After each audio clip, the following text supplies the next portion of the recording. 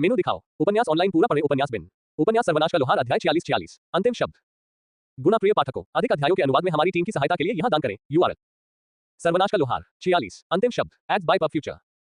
अंततः सूर्य अपने सही स्थान पर लौट आया था और सेठ के कपड़े भी। सेठ, क्या तुम ठीक हो? फिन सचमुच चिंतित था। छोटी परी ने जोर देकर कहा। मुझे यह मत बताओ, मैंने तुम्हें ऊपर हंसते हुए सुना है। उसने अपने यात्रा के कपड़े ठीक करते हुए कहा। वाह, ये फिन की गलती नहीं है कि सेठ एक विकृत व्यक्ति की तरह नग्न अवस्था में इधर-उधर कूद रहा था। उसने उदास होकर मुंह फेर लिया और दूसरी ओर मुड़ गई ताकि युवक उसे शर्माते हुए न देख सके। मैंने ये सब जीवित रहने के लिए किया, सेठ ने अपने कार्यों का बचाव करते हुए कहा। लेस देन डिंग शीर्षक अस्तित्ववादी विचलन प्राप्त हुआ। अस्तित्व नग्नता है, नग्नता अस्तित्व है। जंगल में नग्न रहने पर आपको 5% कम भोजन और पानी की आवश्यकता होती है। Greater then. ओह, चुप हो जाओ, सेठ ने झुंझलाते हुए कहा और फिर कुछ समय फिन को समझाने में बिताया कि उसका मतलब उससे नहीं था। सेठ फिन को कंधे पर उठाकर जले हुए मलबे से ढकी सड़क पर निकल पड़ा। सभी दुश्मन चले गए थे, यहाँ तक कि एक लाश भी गायब हो गई थी। सभी गायब नहीं हुए थे। उन्होंने गली में सैकड़ों पैरों की खरोंच और खरोंच की आवाज सुनी। पवित्र जानवर अभी भी निहाय के नीचे फंसा हुआ था, या था। ये वही जानवर नहीं था जो पिछली रात था। काला तार जैसा रंग गायब हो गया था और साथ ही उस घृणित कैंसरयुक्त वृद्धि ने भी उसके बाहरी आवरण को ढक लिया था।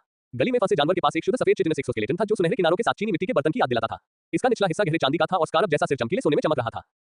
क्या सूर्य ने अपना मूल स्वरूप पुनः प्राप्त कर लिया है? यह एक पवित्र जानवर की तरह लग रहा था। इसकी पूजा करना अभी भी अजीब है, लेकिन उचित है।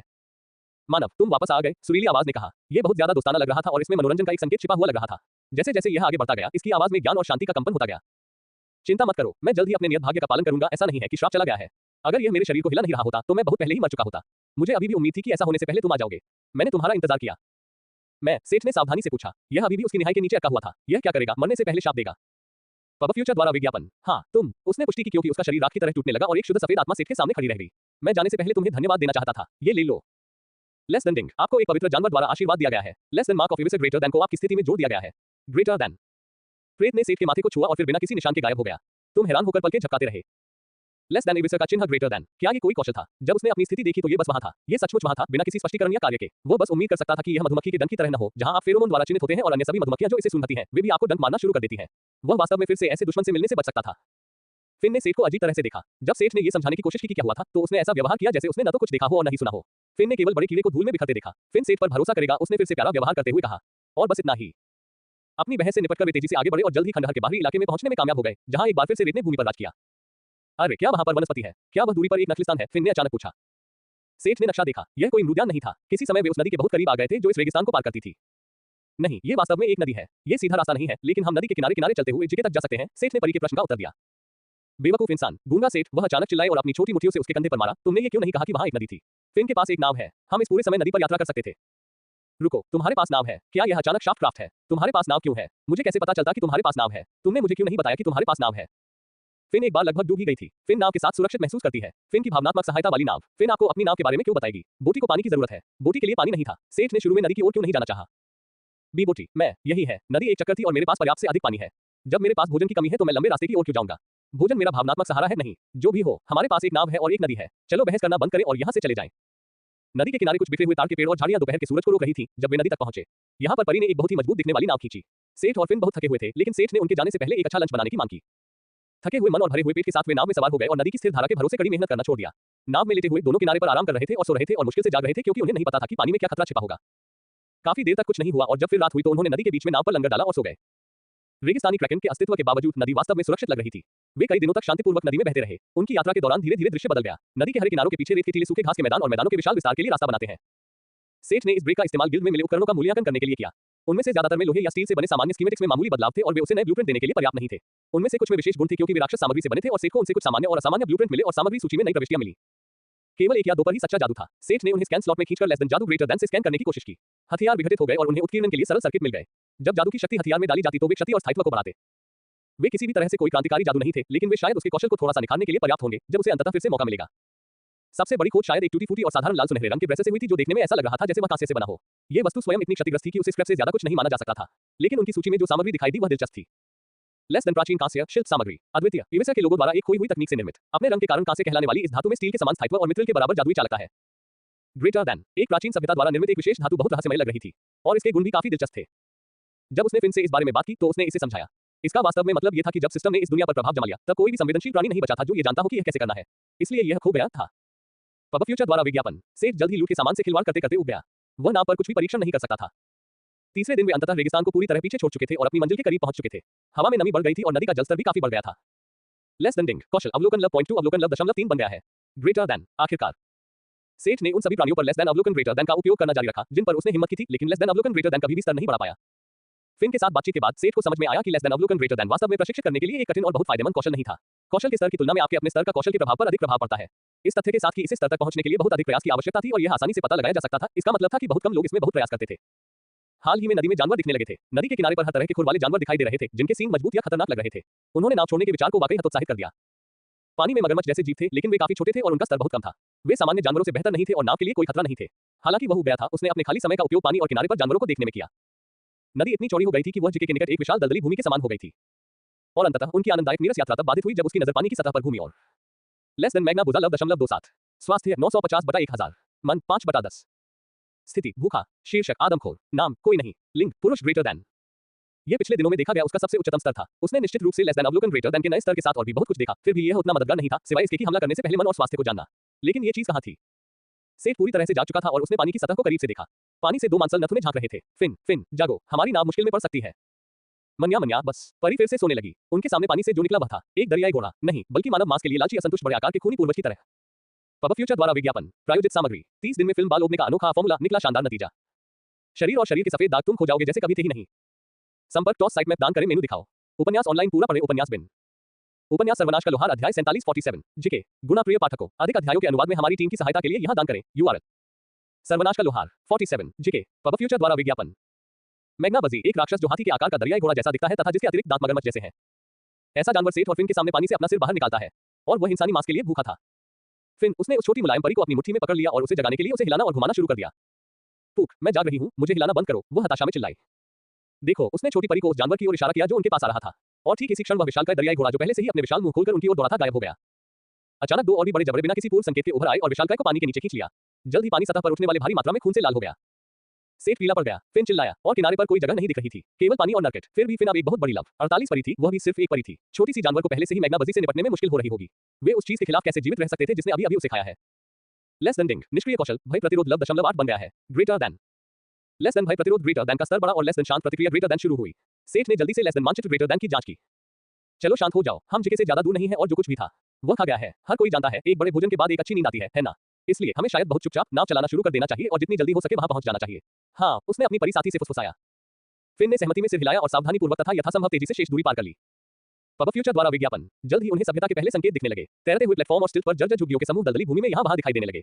उनकी संख्या बढ़ती गई और अब तक जिस चौड़ी नदी पर वे यात्रा करते थे उसके किनारे एक तरह की झुग्गी झोपड़ियां बन गई। लकड़ी और सरकंडे से बनी ये झोपड़ियां पुरानी और परित्यक्त लग रही थी क्योंकि इनकी हालत इतनी खराब थी कि हर जगह फफूंद उगाई थी और नम हवा में सड़ांध की बदबू भर गई थी। उन्होंने एक भी व्यक्ति को नहीं देखा जिससे इस जगह का माहौल और भी बेचैन हो गया। सौभाग्य से वे जल्द ही इन सड़ती हुई झुग्गियों को पीछे छोड़ गए।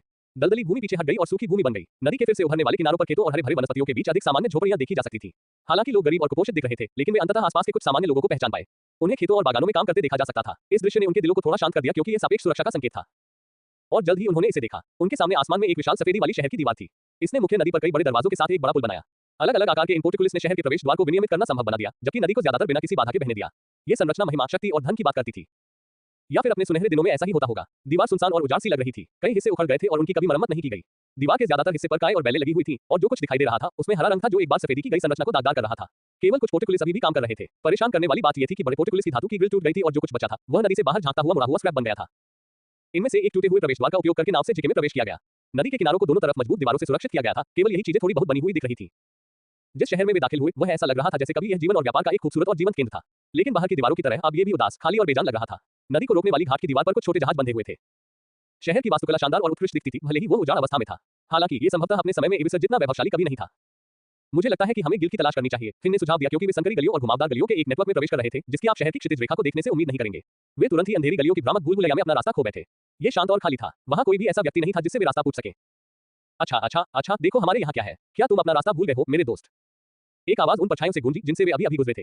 अंधेरे से बाहर निकलकर कोई इंसान नहीं बल्कि एक तरह का छिपकली जैसा आदमी निकला। उसकी आंखें और छोटे छोटे तराजू के अलावा उसका चेहरा लगभग सामान्य दिख रहा था। यही बात उसके हाथ जैसे दूसरे हिस्सों पर भी लागू होती है जो उसके काले और घिसे पिटे चमड़े के कपड़ों से ढके नहीं थे। जब सेठ ने सहज रूप से उस पर लेस देन अवलोकन ग्रेटर देन का इस्तेमाल किया तो उसकी सरीसृप जैसी आंखें फड़क उठी। लेस देन नाम एसो, शीर्षक ट्वाइलाइट वॉकर, आयु 17, स्तर 15, जाति सरीसृप, लिंग पुरुष, संबद्धता एडवेंचरस गिल्ड, स्वास्थ्य 970/1000, मन 507 ग्रेटर देन। एक सामान्य डाकू की तरह दिखने के बावजूद एसो वास्तव में एक साहसी व्यक्ति था। फिर भी सेठ ने अपनी सुरक्षा बनाए रखी। उसे आश्चर्य हुआ कि एसो ने उस पर लेस देन अवलोकन ग्रेटर देन का उपयोग नहीं किया। किसी और की स्थिति को देखना बहुत ही शर्मनाक है ना? इस बार एसो तुम्हें माफ कर देगा। तुम हमारे पीछे कैसे आ गए? फिन ने उत्तेजित होकर पूछा। सेठ के लिए कुछ भी दर्ज न करना एक बात थी, लेकिन उसके पीछे छिपकर आना अलग बात थी। उसका स्तर काफी ऊंचा था, निम्न स्तर की चुप्पी उस पर काम नहीं करेगी, यहाँ तक कि धारणा विशेषता के बिना भी। दूसरे ने अपनी बाहें खोलकर अपने निहत्थे हाथ दिखाए और कंधे उचका दिए। असो बहुत बढ़िया स्नीकर है, बहुत चुपके से, एक छोटी परी हमें कैसे देख सकती है, गोधूली में छिपी हुई। वैसे भी उसने अपने हाथों को एक साथ ताली बजाते हुए कहा, मैंने तुम्हें इस पुराने जिले में घूमते हुए देखा और सोचा कि क्या तुम अपना रास्ता भूल गए हो। ये जगह लंबे समय से सुनसान पड़ी है, देखने के लिए कुछ भी नहीं है। सेठ ने उत्तर देने से पहले असो को सिर से पैर तक जांचा। गिल्ड, यह आसान है, इस एसो की मदद से मुख्य जिले तक पहुंचो, वहां तुम्हें गिल्ड, सराय और वह सब कुछ मिलेगा जिसकी तुम्हें तलाश है। छिपकली वाले ने उत्साह से उत्तर दिया और बस चलते हुए देखा। जब उसने देखा कि वे उसका पीछा नहीं कर रहे हैं, तो वह उन्हें हाथ हिलाकर इशारा करने के लिए रुक गया। चलो। सेठ ने फिन को वह सब बताया जो वह जानता था और उन्होंने ये निष्कर्ष निकाला कि असो वास्तव में कोई खतरा नहीं था। इस प्रकार उन्होंने जिके की घुमावदार गलियों के माध्यम से अपने स्केली गाइड का अनुसरण किया। पब फ्यूचर द्वारा विज्ञापन, प्रायोजित सामग्री, आखिरकार गायब हो जाएगा और फिर कभी वापस नहीं आएगा। क्या आपका मुंह भी पूरा नहीं खुला? तो जल्दी से देखिए ये ट्रिक। संपर्क टॉस साइट मैप दान करें मेनू दिखाओ। उपन्यास ऑनलाइन पूरा पढ़े उपन्यास बिन। उपन्यास सर्वनाश का लोहार अध्याय 48 जिके 2 गुना प्रिय पाठकों, अधिक अध्यायों के अनुवाद में हमारी टीम की सहायता के लिए यहां दान करें। URL सर्वनाश का लोहार 48 जिके 2 हमारे कस्टम कंटेंट के साथ अपने ब्राउजिंग अनुभव का अधिक लाभ उठाएं। हमारे कस्टम कंटेंट के साथ अपने ब्राउजिंग अनुभव का अधिक लाभ उठाएं। प्रायोजित डिस्कवरी फीड, पब फ्यूचर द्वारा विज्ञापन। ये बदलाव बिल्कुल अलग शब्द की तरह था, जैसे लंबी डुबकी लगाने के बाद पानी की सतह से बाहर आना या अंधेरी गुफाओं में भटकने के बाद दिन का उजाला देखना। उनके सामने विशाल सड़कें थी जो सूर्य की चमकदार रोशनी में नहाई हुई थी। देखो, असो ने तुमसे झूठ नहीं बोला। असो ने तुमसे कहा था कि वह तुम्हें यहाँ लेकर आएगा। छिपकली वाले ने खुश होकर कहा और पलट गया। उसकी आंखें सिकुड़ गईं और उसकी आंखों से एक हल्की सुनहरी चमक निकल आई। गहरी आवाज में उसने आगे कहा, और अब हम उस बिंदु पर आ गए हैं जब मैं आपसे अपना इनाम मांगूंगा। वह अचानक प्रथम पुरुष में बोला। सेठ ने उनके पीछे सरसराहट सुनी। 2 बड़े बड़े जानवर छाया से बाहर निकले। एक का चेहरा और आंखें मेढक जैसी थी, दूसरा भी उभयचर लग रहा था, लेकिन सेठ उसे वर्गीकृत नहीं कर सका। अगर आप कृपया अपना सारा सामान बाहर ले आएं, तो मैं आपका बहुत आभारी रहूंगा। हाँ, अपनी आंखों से धीरे धीरे कम होती उम्मीद को देखिए। चिंता न करें, मेरा इरादा सब कुछ ले जाने का नहीं है। मैं बस इतना चाहता हूं कि जबकि सेठ की नंगी मुट्ठी ने एक संतोषजनक क्रंच के साथ असो के चेहरे पर अपना रास्ता बना लिया था। परी ने पहले ही मेढक को मार गिराया था और आखिरी मेढक को भी परास्त करने में व्यस्त थी। वह एक संवेदनशील गोली की तरह उस मोटे और मोटी चमड़ी वाले जानवर के चारों ओर उड़ी और उसे लगातार पीटती रही। दूसरी ओर सेठ चमकती हुई सड़क पर निकल गया, जहां असो अचानक हुए हमले के बाद गिर गया था। छिपकली वाला आदमी दर्द से अपना चेहरा पकड़े हुए जमीन पर तड़प रहा था। उसने कभी नहीं सोचा था कि यह इंसान इतना ताकतवर होगा या इतना तेज। तुमने मुझे मारा, बस ऐसे ही, वो फुसफुसाया। एक छिपकली आदमी के रूप में उसकी चपलता के साथ उसी स्तर की सीमा में कोई भी इंसान उसे मारने में सक्षम नहीं होना चाहिए। सेठ उसके ऊपर खड़ा था और अपनी अंगुलियों को चक्कर रहा था। यह बदमाश काफी घमंडी था। तुमने मुझे फाइट करने भी नहीं दिया। पेट पर एक क्रूर मुक्का मारा, जिससे एसो चुप हो गया। बेचारा लुटेरा रोया और पेट पकड़कर भ्रूण की मुद्रा में सिकुड़ गया। इतना रोना बंद करो, तुमने मुश्किल से ही स्वास्थ्य खोया है। सेठ ने अपनी आंखें घुमाते हुए कहा और अपने प्रतिद्वंदी को पीठ पर लात मारी। एसो काफी मजबूत था, उसका स्वास्थ्य अभी भी 75% बचा हुआ था, लेकिन दर्द ने उसे पूरी तरह से जकड़ लिया। उसकी आंखों से आंसू बहने लगे और वह तीसरे व्यक्ति में बात करने लगा। कृपया रुकें। एसो का कोई बुरा इरादा नहीं था। एसो बस यह एक मजाक था। हाँ, एक मजाक। एक और हिट ने उसके स्वास्थ्य को 5% कम कर दिया, इस बेकार बहाने के लिए। जानबूझकर अपने मुंह को निशाना बनाए बिना भी सेठ की मुट्ठी के पीछे की ताकत को कम करके नहीं आंका जा सकता था। ओह प्लीज, क्या तुम मुझे बेवकूफ समझते हो? अब तुम्हारी बकवास पर कौन विश्वास करेगा? मैंने तुम्हें एक ईमानदार मौका दिया था कि तुम डाकू न बनो। तुम चूक गए, उसने जानबूझकर ठंडी आवाज में कहा। पब फ्यूचर द्वारा विज्ञापन। 100 का दाम लगाएं और पूरे प्लेटफॉर्म पर 400 पाएं, 10% साप्ताहिक कैशबैक पाएं। 100 का दाम लगाएं और पूरे प्लेटफॉर्म पर 400 पाएं, 10% साप्ताहिक कैशबैक पाएं। YOLO 247.co। सेठ को अपने प्रतिद्वंदी पर कोई दया नहीं आई, जो दुख की तस्वीर की तरह दिख रहा था। वह उसे तब तक पीटता जब तक वह आगे नहीं बढ़ पाता और उसे गिल में खींच ले जाता। इससे उसे यह सीख मिलती कि कृपया रुकें। उसने एक युवा आवाज सुनी, जबकि वह एसो को जमीन पर पटक रहा था। सेठ ने देखा कि एक युवती औपचारिक पोशाक में दौड़कर उनके पास आई। उसके सुनहरे बाल एक ढीले बन में बंधे थे और उसने कुछ ऐसा पहना था जो सेठ को एक सीधी स्कर्ट, सफेद ब्लाउज और कमर पर जैकेट के साथ ऑफिस सूट की याद दिलाता था। वह एक नखलिस्तान रेगिस्तानी शहर की मौजूदा सेटिंग में बिल्कुल बेमेल लग रही थी। सड़क शांत थी, लेकिन खाली नहीं थी। वह स्थिति के बारे में चिंता करने वाली पहली व्यक्ति थी। अन्य राहगीरों ने अब तक सेठ और एसो को अनदेखा कर दिया था। सेठ को असो से दूर जाते देख वह उनके पास पहुंचने के लिए अपनी गति बढ़ा दी। आसो, क्या तुम ठीक हो? उसने सांस फूलते हुए कहा। वह नीचे झुकी और अपने हाथों से उसका चेहरा थाम लिया। उसे होश में लाने के लिए उसने हल्के से थपथपाया। इसलिए वो उसे जानती थी, और यहाँ सेठ ने सोचा कि इस दुनिया में वास्तव में ईमानदार लोग हैं जो न्याय की भावना से हिंसा में हस्तक्षेप करेंगे। एसो का स्वास्थ्य अभी भी आधे से ज्यादा था, वह जल्द ही नहीं मरेगा। तो क्या तुम ये बताना चाहोगी कि तुमने हस्तक्षेप क्यों किया? सेठ ने एक स्वर में पूछा। जब उसे एहसास हुआ कि वह डाकू को जानती है, तो उसके बारे में उसकी राय पहले से ही थोड़ी गिर चुकी थी। जब एसो ने होश में आने का संकेत दिया, तो महिला फिर से खड़ी हो गई। उसने अधिकार जताने के लिए आत्मविश्वास से भरा रुख अपनाया। सर, मुझे नहीं पता कि आप दोनों के बीच क्या हुआ, लेकिन जब साहसी लोगों पर सार्वजनिक रूप से हमला किया जाता है तो गिल्ड चुप नहीं बैठती। लेकिन अगर आप मेरे साथ गिल्ड तक आते हैं तो मुझे यकीन है कि हम कोई समाधान निकाल सकते हैं, उसने अधिकारपूर्ण लहजे में कहा। वह जानती थी कि उसे कुछ भी पता नहीं था और उसने ये भी नहीं पूछा कि क्या हुआ, लेकिन तुरंत गिल्ड का भार इधर-उधर फेंकना शुरू कर दिया। ऐसा लग रहा था जैसे उसने पहले ही अपना मन बना लिया था। सेठ को गुस्सा आ गया, उसके साथ ऐसा व्यवहार किया जा रहा था मानो वह यहाँ अपराधी हो। उसने गहरी सांस ली। गहरी सांस लेते हुए डरावने मजबूत आदमी ने उसे आत्मविश्वास दिया। जब तक वह गिल्ड का जिक्र करती, वो स्थिति को शांत कर सकती थी और वे गिल्ड में सब कुछ शांत तरीके से सुलझा सकते थे। असो कभी-कभी परेशानी खड़ी करता था, लेकिन वह आमतौर पर एक अच्छा आदमी था। उसे यकीन था कि वे ऐसा कर सकते हैं। मैं देख रहा हूं कि यह कैसा है, सेठ ने चिंताजनक शांत तरीके से कहा और आगे बढ़ा। एसो को एक जोरदार लात मारी और उसे सड़क के उस पार फेंक दिया, जहां वह एक घर की दीवार से टकरा गया। यह भयानक लग रहा था, लेकिन इससे उसे कोई नुकसान नहीं हुआ। अब इसे और भी बड़ा चढ़ाकर पेश करने का समय आ गया है। फिन ने गिल्ड का बेहतर वर्णन किया था, लेकिन ये सोचना गलत है कि वे न केवल अपराधियों को बचाएंगे, बल्कि उनके अपराधों को छिपाने और पीड़ितों को डराने धमकाने का भी प्रयास करेंगे। सेठ की प्रतिक्रिया सुनकर युवती ने सदमे में अपना मुंह ढक लिया। उसका ऐसा करने का बिल्कुल भी इरादा नहीं था, लेकिन जब सेठ ने बोलना जारी रखा तो उसके शब्द उसके गले में ही अटक गए। मैंने दया दिखाने और उसे गिल्ड में घसीटने की योजना बनाई थी, लेकिन अगर गिल्ड का यही रुख है तो मैं ये सुनिश्चित करने की जिम्मेदारी ले लूंगा कि वह इस जीवन में किसी और को नुकसान न पहुंचाए। पब फ्यूचर द्वारा विज्ञापन। नहीं, कृपया रुकें, मेरा कहने का यह मतलब बिल्कुल नहीं था, महिला ने हताश होकर कहा। सेठ, यहाँ क्या दफक चल रहा है? फिन आखिरकार उस दृश्य में शामिल हो गई थी। वह दो तगड़े लड़कों को गली के किनारे तक खींच ले गई थी और जब उसने सेठ को किसी के साथ बहस करते देखा तो वह उड़कर आई। ओह, इस महिला ने अभी अभी कहा कि गिल्ड हमारे हमलावर को बचाना चाहता है और अगर हम बात करेंगे तो वे हमें खत्म कर देंगे। सेठ ने फिन से बेपरवाही से कहा। उसने उसे आंख मारी और धीरे धीरे होते हुए एसो की ओर बढ़ता रहा। नहीं, मैंने ऐसा नहीं कहा और साथ ही मेरा मतलब भी नहीं था। ये सब गलतफहमी है। कृपया रुकें। युवती घबरा गई और चिंता से व्याकुल होकर रोने लगी। उसने हाल ही में गिल्ड में रिसेप्शनिस्ट की नौकरी पाई थी और अब उसने एक तमाशा खड़ा कर दिया था। वे उसे पूरी तरह से निकाल देंगे। वह एक और नौकरी नहीं खो सकती थी। वह बैठ गई और उसके आंसू बेकाबू होकर बहने लगे। छोटी बच्ची को रोते हुए देखकर फिन ने एक निर्णय लिया। इस दुर्लभ परिस्थिति में खुशमिजाज परी फिन ने खुद को तर्क की आवाज बनने के लिए मजबूर पाया। ठीक है, ठीक है, ठीक है, सब लोग शांत हो जाओ। सेठ, उस बेचारी को सबक सिखाने के लिए उसे डराने धमकाने की कोशिश करना बंद करो। ये लड़की पहले से ही मानसिक रूप से टूटने के करीब है। जमीन पर पड़े घायल एसो और उस युवती की पीड़ा को देखते हुए उसने कंधे उचका दिए और बात को जाने दिया। ऐसा लग रहा था कि दोनों ने अपना सबक सीख लिया है। महिला ने डरावने मजबूत आदमी और छोटी परी के बीच बारी बारी से देखा। सबक सिखा रहे हो? तो ये सब एक मजाक था।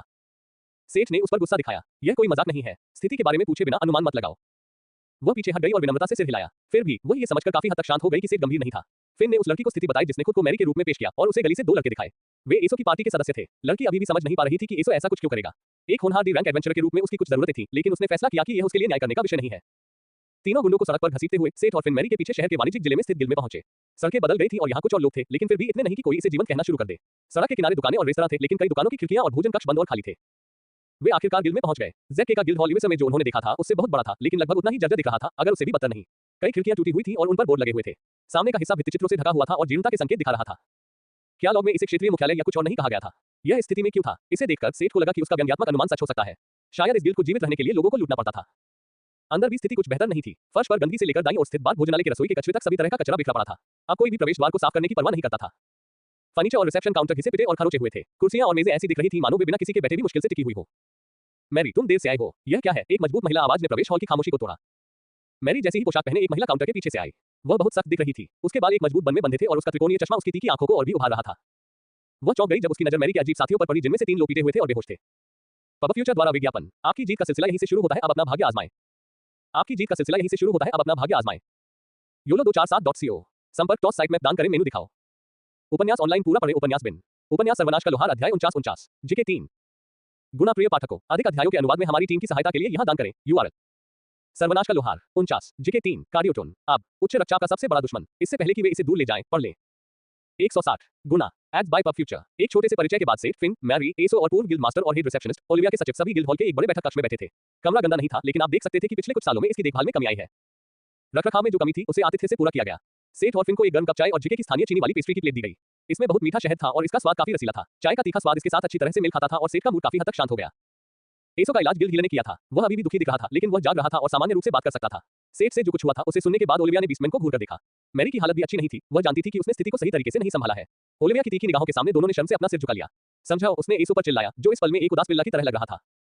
यह सब इस कारण से शुरू हुआ कि क्यों एसो शुरू में एक होनहार साहसी बनने में कामयाब रहा। उसके पास less than golden opportunity greater than नामक एक अनोखा कौशल था।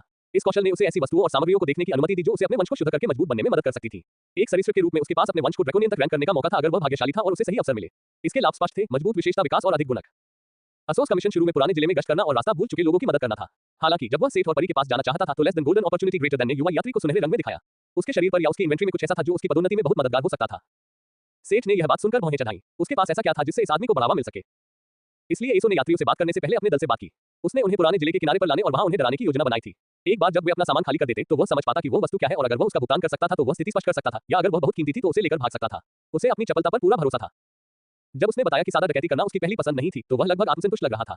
आखिर यह आदमी कैसे इतना बड़ा हो गया कि उसे लगा कि उसके काम उचित थे। कम से कम ऐसा तो नहीं लगा कि उसने पहले कभी हिंसा का इस्तेमाल किया हो। एसो को लेस देन अवलोकन ग्रेटर देन के बारे में पता था, लेकिन एक जानवर के रूप में उसके पास इसे हासिल करने के लिए जादू की प्रतिभा की कमी थी। और चूंकि उसका स्तर उच्च नहीं माना जाता था, इसलिए उसके पास इस कमी की भरपाई करने के लिए कोई कौशल भी नहीं था। इसलिए उसने 2 यात्रियों को बहुत कम आंका था और उसे हार का सामना करना पड़ा। और अब एसो को उपचार के लिए गिल्ड हीलर को पैसे भी देने पड़े। जब उसकी रिपोर्ट बेतरतीब बकवास में बदल गई तो ओलिविया ने उसे चुप रहने को कहा। उसने बहुत कुछ सुन लिया था। इस आदमी ने पहले भी इस तरह के स्टंट किए थे, लेकिन ये पहली बार था जब ओलिविया उसे उसके कारणों के बारे में बात करने के लिए मजबूर कर सकती थी। आमतौर पर ये घटनाएं पहले विकल्प के साथ समाप्त होती हैं। लोगों को डर लगता था और फिर वे उसे जो भी ट्रिंकेट या वस्तु चाहिए होती थी उसे बेच देते थे। इससे उसकी प्रतिष्ठा पर कोई खास असर नहीं पड़ा क्योंकि उसने अच्छी कीमत चुकाई और लोग खुशी-खुशी डर को भूल गए। पब फ्यूचर द्वारा विज्ञापन। ये शहर कितना डूब गया है कि एक डी रैंक वाला व्यक्ति इस तरह से काम कर सकता है? ओलिविया ने अपना सिर हिलाते हुए सोचा। एसो स्पष्ट रूप से गलत है। उसे और उसके दल को क्षतिपूर्ति के रूप में 5 स्वर्ण पदक देने होंगे। साथ ही उनके कालकोटरी लाइसेंस को निलंबित कर दिया जाएगा और उन्हें 6 महीने तक तुच्छ खोज करनी होगी। उसने सेठ की ओर देखा, लेकिन उसकी नजरें फिन पर टिकी रहीं। क्या यह सजा तुम्हें स्वीकार्य है? फिन और सेठ ने सिर्फ सिर हिलाया। उन्हें अब इस बात की कोई परवाह नहीं थी। सेठ को उस चीज में ज्यादा दिलचस्पी थी जो एसो चाहती थी। दूसरी बात, मुझे आशा है कि आप मैरी के दुर्व्यवहार को माफ कर देंगे। वह अभी भी नई और अनुभवहीन है। जब उसका नाम लिया गया तो मैरी चिहुन को थी, लेकिन जब ओलिविया ने वास्तव में उसके पक्ष में बात की तो उसने ऊपर देखा। फिन को लगता है कि उसने अपना सबक सीख लिया है, परी ने उत्तर दिया, जबकि सेठ की नजरें एसो पर टिकी रहीं। एसो, उसने कहा जिससे छिपकली वाला आदमी सिहर उठा। एसो है, मैं जो कुछ हुआ उसके लिए मुझे बहुत खेद है। कृपया मुझे माफ कर दें। हाँ, हाँ, शांत हो जाओ। सेठ ने अपना हाथ हिलाया। मुझे उस सामग्री में अधिक रुचि है जो आपने लेस देन गोल्डन अफसर ग्रेटर देन के साथ देखी थी। सेठ अभी-अभी इस दुनिया में आया था और लोग उससे सामान लूटना चाहते थे। उसे तो इसकी जानकारी भी नहीं थी। चलो बाद में मिलते हैं और मेरी सूची देखते हैं। शायद मैं अभी भी आपको वह बेच दूं जो आपको चाहिए, अगर कीमत सही हो। सेठ ने अपनी आंखों में चमक के साथ कहा। इसके साथ ही ओलिव ने मीटिंग समाप्त की और मैरी और एसो को जाने के लिए कहा। जल्द ही कमरे में केवल ओलिविया और सेठ की पार्टी ही बची थी। ओलिविया मासूम सी दिखने वाली परी की ओर मुड़ी। अब तो मैं बी रैंक के एडवेंचरर फिन बिल स्मिटर के लिए और क्या कर सकता हूँ। मैंने आपके बारे में सुना है। हमारा गिल्ड पहले से ही ऐसा दिखता है। मुझे उम्मीद है कि आप नशे में धुत होकर उत्पात मचाने की योजना नहीं बना रहे होंगे जैसे कि। झूठ। सेठ के सामने फिन की निंदा करना बंद करो। फिन समाज का एक ईमानदार सदस्य है। फिन ने कभी कोई बात नहीं तोड़ा। वह लाल चेहरे के साथ अपनी छोटी मुठ्ठियां लहराते हुए चिल्लाई। तो फिन का अतीत भी ऐसा ही था, है न? उसने सोचा और नंगी फिन के नशे में होने और बाद में लड़ाई शुरू करने की छवि पर हंसा। सेठ को स्पष्ट रूप से पता था कि फिन पहले भी एक साहसी व्यक्ति रही है। उसने इविस में इसका उल्लेख किया था, लेकिन इसके बारे में आगे ज्यादा बात नहीं की थी। वैसे भी हम वास्तव में 2 कारणों से गिल्ड में आए हैं। मैं गिल्ड में शामिल होना चाहता हूं और हमने इसे इविस में उठाया है। उसने अपनी इन्वेंट्री से लॉगबुक निकाली। आइविस, तुम वास्तव में शापित खंडहर से जीवित बाहर आ गए हो। ओलिविया के चेहरे पर सदमा साफ झलक रहा था। भले ही यह युवक वास्तव में ओरी हुमा था और फिन बी रैंक का साहसी था, फिर भी यह अविश्वसनीय था कि वे वहां से निकल आए। वहां से कोई भी कभी वापस नहीं लौटा था। हाँ, बमुश्किल इस पुस्तक के संकेतों के बिना हम शायद ये जाने बिना ही मर जाते कि हमें किसने मारा। अब जब बातचीत आखिरकार किताब पर आ गई, तो सेठ ने बिना ज्यादा विस्तार में जाए इविस में क्या हुआ और खंडहरों से उनके भागने का वर्णन किया। जैसे कि पहले का झटका पर्याप्त नहीं था, ओलिविया ने अपनी अभिव्यक्ति पर नियंत्रण खो दिया जब सेठ ने उसे कहानी सुनाई। उसने ओलिविया को खोज के बारे में बताया और उसे किताब दी, लेकिन खोज ने कोई प्रतिक्रिया नहीं दी। यह अजीब है, क्या हमने इसे वैसे ही नहीं सौंपा जैसा कि क्वेस्ट ने हमें बताया था? सेठ ने हैरान होकर पूछा। उसका सवाल सुनकर ओलिविया के चेहरे पर उलझन भरी अभिव्यक्ति थी। मुझे नहीं पता कि मैं तुम्हें ये कैसे बताऊं, लेकिन शायद तुम्हें गिल्ड मास्टर से बात करनी होगी और यह किताब उसे देनी होगी। समस्या यह है कि गिल्ड मास्टर ने इविस में हुई इस घटना के बाद अपनी नौकरी की परवाह करना बंद कर दिया है। वो उस समय यहाँ नहीं थी, इसलिए वह केवल एक मोटा स्पष्टीकरण दे सकती थी। 10 साल पहले ये गिल्ड शाखा इस क्षेत्र का मुख्यालय थी। कई मजबूत साहसी लोगों के साथ उन्होंने दलदली भूमि के जीवों को दूर रखा और सामग्री ने जिके को समृद्धि भी दिलाई। लेकिन कुछ भयानक हुआ और इविस शाखा ने जवाब देना बंद कर दिया। गिल्ड मास्टर ने खतरे को दबाने के लिए गिल्ड के अधिकांश उच्च श्रेणी के सदस्यों के साथ एक टुकड़ी भेजी, लेकिन वे सभी उन खंडहरों में गायब हो गए। आसपास के क्षेत्र में जीवों को मारने वाली ताकतों को खोना जिके की अधिकांश महिमा खोने का एक कारण था। गिल्ड मास्टर ने इसके लिए खुद को दोषी ठहराया और इसके लिए उसे फटकार भी लगाई गई। जब वह गिल्ड में शामिल हुई तो मास्टर कभी कभार ही गिल्ड हॉल में आता था। इस उपेक्षा के कारण नए होनहार साहसी लोग चले गए। शाखा ने अपनी प्रतिष्ठा खो दी थी और उसका पतन हो गया था। हाल ही में गिल्ड मास्टर ने केवल नाम के लिए ये भूमिका निभाई, लेकिन शायद ही कभी गिल्ड में दिखाई दिया। इस तरह केवल ओलिविया ही गिल्ड के बचे हुए हिस्से का नेतृत्व करने के लिए बची थी। तो आपको अपना काम पूरा करने के लिए गिल्ड मास्टर की तलाश करनी पड़ सकती है। मुझे माफ करें, उसने कहा और सेठ को किताब वापस दे दी। सेठ ने आह भरी, बेशक यह एक बार के लिए आसान नहीं हो सकता। मुझे लगता है कि यह तुम्हारी गलती नहीं है, लेकिन मैं अभी भी यहाँ पंजीकरण कर सकता हूँ, है न? सेठ ने प्रेरित रहने की कोशिश की। खोज इंतजार कर सकती थी, उसके पास अभी भी बहुत सारे काम थे। पब फ्यूचर द्वारा विज्ञापन प्रायोजित सामग्री। बिना थके घंटों सेक्स करें और पत्नी को चरम सुख का आनंद मिले। एक प्लांट विधि जो दुश्मन की लड़ाई में आपका साथ दे सकती है। संपर्क टॉस साइट मैप दान करें, मेनू दिखाओ। उपन्यास ऑनलाइन पूरा पढ़ें। उपन्यास बिन। उपन्यास सर्वनाश का लोहार अध्याय 50-50। एक साहसी बनना। सर्वनाश का लोहार 50। एक साहसी व्यक्ति बनना। पब फ्यूचर द्वारा विज्ञापन। सेठ ने फिन से इस बारे में विस्तार से बात की थी। उसने परी को अपनी कक्षा और बोटी पर अपने खाली समय के दौरान की जरूरतों के बारे में बताया था। फिन को बहुत आश्चर्य हुआ कि सेठ के पास वास्तव में एक अनोखी उत्पादन कक्षा थी, लेकिन उसने इसके बारे में और कुछ नहीं कहा। उन्होंने यहाँ से उसके विकल्पों पर ध्यान केंद्रित किया था। एक पंजीकृत साहसी के रूप में वह स्तर बढ़ाने और सामग्री इकट्ठा करने के लिए कलकोठरी में प्रवेश कर सकता था। इससे यात्रा भी आसान हो गई क्योंकि स्थानीय लोग अक्सर अन्य सिस्टम संस्थानों के लोगों की तुलना में साहसी के बारे में उच्च राय रखते थे। अब उनके पास गिल्ड के साथ एक गार्ड क्वेस्ट खोजने का विकल्प भी था, अगर सेठ को अकेले पैसे के साथ ओरा की यात्रा करने का कोई रास्ता नहीं मिल पाता। वह अपने जीवन को अधिक जोखिम में डाले बिना स्तर बढ़ाने के लिए कलकोठरी में भी प्रवेश कर सकता था। फिन ने उसे आश्वस्त किया कि गिल्ड का सदस्य होना चर्च के साथ उसके अनुबंध के विरुद्ध नहीं है, क्योंकि गिल्ड आमतौर पर अपने साहसी लोगों के काम में ज्यादा हस्तक्षेप नहीं करता। गिल्ड पंजीकरण काफी सरल था। ओलिविया ने शामिल होने के अनुरोध के बाद कमरे को छोड़ दिया था और एक प्लेट पकड़े हुए वापस आई थी जिसमें एक क्रिस्टल बॉल सेट था। ये डिवाइस सेठ की स्थिति की जांच कर सकती थी, ये सुनिश्चित करने के लिए कि वह एक वांछित अपराधी नहीं था। फिन को अपनी अनूठी कक्षा पर वास्तव में प्रतिक्रिया न करते हुए देखने के बाद उन्होंने इसके बारे में बात की थी। अनोखी कक्षाएं इतनी असामान्य नहीं लगती थी कि कोई बड़ी सनसनी पैदा कर सके। ये सुनकर सेठ को इसे यहाँ दिखाने में कम संदेह हुआ। सेठ को पीतल की प्लेट पर अपना हाथ रखना था और डिवाइस ने सिस्टम जैसी खिड़की में उसकी स्थिति और उसकी कक्षा का नाम दिखाया, लेकिन उसके कौशल के बारे में कुछ नहीं दिखाया। ओलिविया उसकी कक्षा रेटिंग के बारे में थोड़ा हैरान थी, लेकिन उसने इसके बारे में आगे बात नहीं की। इसके बाद बात यह हुई कि सेठ किस रैंक से शुरुआत करेगा। उसके पास डी रैंक को आसानी से हराने की ताकत थी, लेकिन रैंक बढ़ाने के लिए ताकत ही सब कुछ नहीं थी। प्रतिष्ठा भी थी, लेकिन फिन ने सेठ के लिए वाउचिंग की और इसलिए वह सी रैंक एडवेंचरर बन गया। एक बार फिर सेठ को प्लेट पर हाथ रखना पड़ा। छोटी मशीन हिलने लगी और उसे अपनी कलाई पर हल्की जलन महसूस हुई। वहां एक छोटा टैटू बन गया था। यह एक छोटे ढाल आइकन के आकार का था और गिल्ड से कनेक्शन बनाता था। इसके बाद डिवाइस ने खड़खड़ाना शुरू कर दिया और एक छोटी हाथी दांत प्लेट को बाहर निकाल दिया जिस पर सभी आवश्यक जानकारी मुद्रित थी। इस डिवाइस ने न केवल स्थिति की जांच की, बल्कि लाइसेंस भी प्रिंट किया। वाकई आकर्षक। और इस तरह वह एक साहसी व्यक्ति बन गया। ओलिविया ने दोनों को मीटिंग रूम में अकेला छोड़ दिया और एसो की पार्टी से 5 गोल्ड लेने चली गई। उन्होंने इस समय का उपयोग अपनी आगे की योजनाओं के बारे में बात करने में किया। बहुत कुछ सामने आ गया था और उन्हें जिके में कुछ समय तक रुकना पड़ सकता था, जिसका मतलब था कि उन्हें एक सराय की जरूरत थी। कुछ बातचीत के बाद उन्होंने तय किया कि एक बार सराय मिल जाने पर वे अलग हो जाएंगे। फिन ओरा तक जाने का रास्ता और गिल्ड मास्टर के बारे में जानकारी पाने के लिए शहर में घूमता रहेगा। परी को दूसरी दुनिया में यात्रा करने का अनुभव था और वह एक विदेशी शहर में खुद की देखभाल कर सकती थी। दूसरी ओर सेठ ने आंसू को गाइड के रूप में इस्तेमाल करने की योजना बनाई। ये पता लगाने के बाद कि सरीसृप को उससे क्या चाहिए, वह उसे अपना गाइड बनाने के लिए इस्तेमाल करेगा। सेठ एक शिकारी को ढूंढना चाहता था जो आखिरकार किशोर को नष्ट कर दे। फिर वह बैंक जाकर वचन पत्र को भुनाएगा और यहाँ की दुकानों और बाजार का दौरा करेगा। इस शहर में ऐसा लग रहा था कि यहाँ कोई बाजार होना चाहिए और भले ही यह हो न हो, शायद उसे यहाँ कुछ उपयोगी सामान मिल जाए। और इस बात पर निर्भर करते हुए कि फिन अपने कामों को पूरा करने में कितना समय लेगी, उसे अपनी लोहारी का इस्तेमाल करने के लिए जगह मिल जाएगी। उसे वाकई अपने कवच की मरम्मत करने की जरूरत थी। पब फ्यूचर द्वारा विज्ञापन। वे बातचीत कर चुके थे और बचे हुए पेस्ट्री खा रहे थे जब तक कि ओलिविया उनके पैसे लेकर वापस नहीं आ गई। जाने का समय होने से पहले उन्होंने इस मौके का इस्तेमाल करके शहर में किसी भी अच्छे सराय और गिल्ड की निगरानी वाले कालकोठरी के बारे में पूछा। पता चला कि जेडके में 3 कालकोठरी थी। गिल्ड मुख्यालय मूल रूप से यहाँ स्थित था क्योंकि आसपास के दलदली इलाकों से राक्षस सामग्री के साथ व्यापार होता था, न कि कालकोठरी की संख्या के कारण। पहला वाला कुछ हद तक रहस्यपूर्ण था। यह एक गहरी गोल शाफ्ट थी जो शहर के बाहरी इलाके में सीधे जमीन में जाती थी और सुरंगों की भूलभुलैया फैलती थी। ये हमेशा से वहां था और अब कोई भी वास्तव में इसका उद्देश्य नहीं जानता था। लेकिन किसी समय सामान्य निम्न स्तर के मरे हुए लोग इससे पैदा होने लगे। वे औसतन लव.5 से लव.10 तक थे और यह एक इष्टतम शुरुआती कालकोठरी थी। भूलभुलैया में खो जाना वास्तव में सबसे बड़ा खतरा था। विवरण बहुत रहस्यमय लग रहा था और सेठ वास्तव में इसे देखना चाहता था, भले ही यह सिर्फ दर्शनीय स्थलों की यात्रा के लिए ही क्यों न हो। दूसरा था जेडके का उपेक्षित सीवर सिस्टम जो 15वें स्तर तक के स्लाइम और चूहों वाला एक शुरुआती कालकोठरी भी था। क्या सीवर में कालकोठरी होना एक ग्लिच नहीं था? लेकिन ये समझ में आता है। कालकोठरी हर जगह फफूंद की तरह उगाई थी, जैसा कि फिन ने वर्णन किया था। सेठ को उसके पास जाने की भी इच्छा नहीं थी और फिन को क्रैकेन में अपने छोटे से रोमांच के बाद भी बदबू से तंग आ गया था। आखिरी वाला एक रईस के निवासियों का खंडहर था जो दलदली भूमि में खो गया था। पिछली बार जब कोई वहां से वापस आया था तो बताया गया था कि वहां कम से कम लव.25 के साथ नागा का एक रूप और दलदली भूमि से जानवरों का मिश्रण पैदा हुआ था। यह सबसे खतरनाक था और वर्तमान में कोई भी दल वहां सुरक्षित रूप से जाने में सक्षम नहीं था। ये गीला लग रहा था। सेठ के पास गीलापन या उस मामले के लिए सूखापन पर्याप्त था। किसने सोचा होगा कि उसे जंगल की याद आने लगेगी? नहीं। सेठ को धुंध के प्यारे पीले बादल, ठंडी रविवार की दोपहर में धूमिल डामर सड़कों पर गिरती अम्लीय वर्षा की याद आ रही थी। एक ऐसा परिदृश्य जो नीरस और रंगीन ऊंची इमारतों से भरा हुआ था जो प्रकृति की कब्र पर कब्र के पत्थरों की तरह खड़ी थी। सेठ को थोड़ा घर की याद आने लगी। वैसे भी दिशा पूछने के बाद वे आखिरकार खस्ताहाल गिल्ड से बाहर निकल गए। सेठ ने गिल्डहॉल के ठीक बाहर ईसो को इंतजार करते हुए पाया। वह पहले से काफी बेहतर दिख रहा था। उस रात के बाद फिन ने सेठ का इलाज किया था, इसलिए वह जानता था कि जादू के उपचारक वास्तव में धोखेबाज थे। तुमने मुझसे कहा था कि तुम अभी भी मेरी मदद कर सकते हो। क्या तुम सच में ऐसा कर रहे थे? उसने सावधानी से पूछा। उस आदमी के साथ बातचीत करते समय पूरी तरह से शांत रहना जिसने अभी मुझे पीटा था, शायद बहुत ज्यादा मांगना था। बहुत बढ़िया, अब मुझे तुम्हें खोजने की जरूरत नहीं है। तुम अभी हमारे पीछे आ सकते हो, सेठ ने मुस्कुराते हुए कहा और वे तीनों उस सराय को खोजने चले गए जिसके बारे में ओलिविया ने उन्हें बताया था। ये गिल्ड से कुछ ही सड़कों की दूरी पर था। स्थान बहुत बेहतर लग रहा था और सराय सभ्य लग रही थी। पहली मंजिल पर एक बड़ा भोजनालय था जिसमें बहुत सारे मेहमान थे। एक अच्छा संकेत। भोजन की महक बहुत अच्छी थी और सेठ के मुंह में पानी आ गया। एक संतोषजनक भोजन कितने समय बाद हुआ था। नंगे बदन पर एक बहुत बड़ा और शानदार मूंछों वाला आदमी खड़ा था। उसकी शर्ट की आस्तीन ऊपर चढ़ी हुई थी जिससे उसके बड़े बड़े बालों वाले अग्रभाग दिख रहे थे जो पोपे से टक्कर ले सकते थे। मैं आपके लिए क्या कर सकता हूं? उसने तेज दोस्ताना आवाज में पूछा जब तीनों बार के सामने आए। भालू सेठ के दिमाग में सबसे पहले आया जब उसने उसे देखा। वह एक बड़े दोस्ताना बालों वाले भालू की तरह दिख रहा था। सेठ को एहसास हुआ कि वह उस आदमी को घूर रहा था और उसने अजीब तरह से जवाब दिया। अरे हाँ, क्या आपके पास हमारे लिए कोई खाली कमरा है? उसने फिन और अपने बीच इशारा किया। पब फ्यूचर द्वारा विज्ञापन। बातचीत में शामिल एक और व्यक्ति अचानक बोलने के लिए उठ खड़ा हुआ। सेठ के पेट की आवाज ने शोरगुल से भरे डाइनिंग हॉल को दबा दिया और अपना हाथ मांग लिया। और आप अपने मेनू में से जो भी सुझाएं वही लें। सेठ ने लाल चेहरे के साथ कहा। वह मोटा आदमी बस जानबूझकर मुस्कुराया। हाँ, बिल्कुल। आज का विशेष व्यंजन है स्नैक सूप और फ्राइड कोकोला बर्ड। कमरे का किराया 6 सिल्वर प्रतिदिन है। इसमें नहाने की सुविधा और आप दोनों के लिए दिन में 3 बार भोजन की व्यवस्था है। आप कब तक रुकेंगे? 6 चांदी महंगी लग रही थी, लेकिन सेठ को इसकी परवाह नहीं थी। खाना अच्छा लग रहा था और नहाने की पेशकश ने उसे बेच दिया।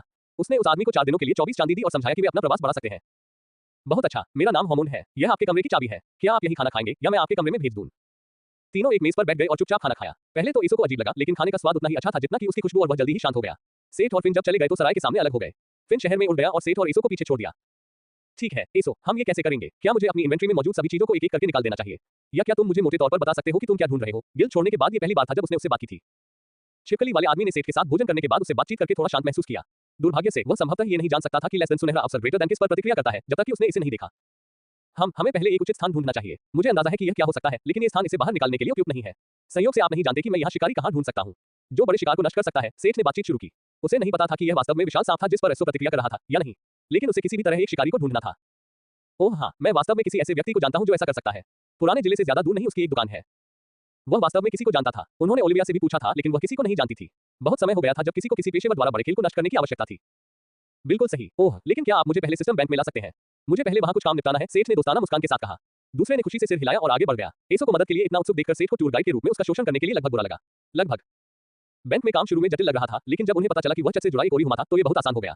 यही कारण था कि उन्होंने उसके साथ वीआईपी जैसा व्यवहार किया, न कि 650 सोने से अधिक के वचन पत्र जैसा। रिकॉर्ड समय में सेठ ने 700 गोल्ड क्रेडिट के साथ एक बैंक खाता खोला था। उसे एक वीआईपी क्रिस्टल कार्ड दिया गया था और उसकी इन्वेंट्री में अतिरिक्त 50 गोल्ड जमा थे। जब तक वह दरवाजा नहीं छोड़ता उसे ढेर सारी मुस्कुराहटें, चाय, कुकीज और तारीफें मिलती रहीं। पैसे ने वास्तव में लोगों के आपके साथ व्यवहार करने के तरीके को बदल दिया है। एसो बाहर इंतजार कर रहा था और बैंक मैनेजर को सेठ के जाने के बाद हाथ हिलाते देख हैरान रह गया। तुमने उनके साथ क्या किया? मैं अमीर हूँ कुतिया, और क्या कहना है? अब चूंकि सेठ के पास कुछ नकदी और क्रेडिट कार्ड था तो अब व्यापार का समय आ गया था। पब फ्यूचर द्वारा विज्ञापन। संपर्क टॉस साइट मैप दान करें।